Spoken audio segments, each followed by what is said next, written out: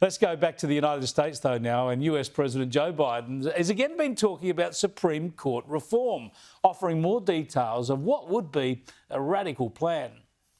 I'm calling for a constitutional amendment called No One is Above the Law Amendment.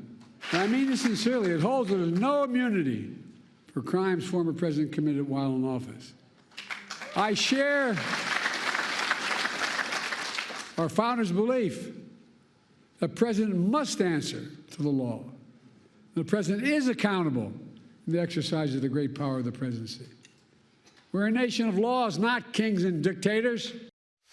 Yeah, kings and dictators seemed like a throwaway line last week, but Biden wants to make a serious issue of the Supreme Court, perhaps just so he can continue to label Donald Trump a criminal. It's a bit of a worry, and I asked Kristin Tate whether it's a wise move.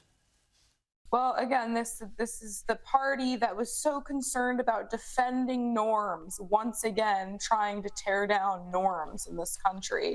But look, why wouldn't Biden do this? He's throwing bones to the radical left, while Kamala is out there presenting herself as more of a moderate Democrat. It's clear that the Democrats only want Republicans to be held to account. Even when they don't break the law, they want the Republicans thrown in jail. It's ridiculous. Well, yeah, and Biden himself was found to have classified documents, and the only reason he wasn't prosecuted was because the prosecutor thought, oh, he's just a sort of a silly old man who didn't really know what he was doing. Man happens still to be president.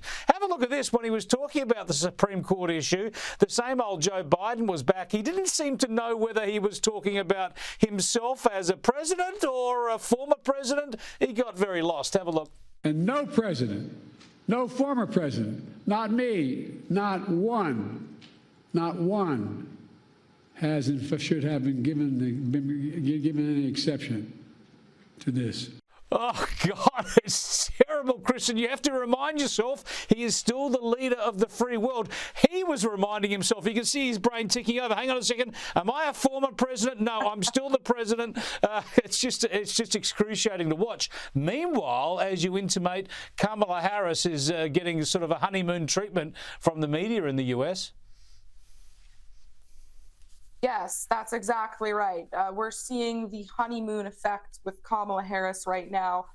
The polls have really tightened between Trump and Kamala. We're kind of back to where we were before the debate, where it was sort of Biden and Trump neck and neck. Now it's Kamala and Trump neck and neck. And it's so infuriating what the press has done, Chris. They have taken Kamala Harris, who just a few months ago everyone admitted was a political dud. She couldn't even get above single digits in the 2020 primary, couldn't excite black voters or women voters or really any constituency.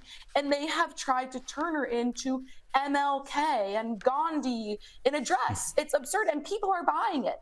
I have a lot of Democrats in my family. A few weeks ago, they were texting me, telling me, oh, I hope it's not Kamala who replaces Joe Biden. Of course, they wanted Biden gone, but they did not want her. Give the media a few weeks. Now, all of those people in my family and my friends who are Democrats are totally on board and excited about Kamala. The media is a very powerful tool in this country. We love to joke about it because it is a joke. It's so flagrantly left-wing. But the media apparatus is still very strong when it comes to Democrat voters, and they have fully convinced those voters that Kamala is a fully competent grassroots candidate who's going to be their savior and kick Donald Trump out for a second time.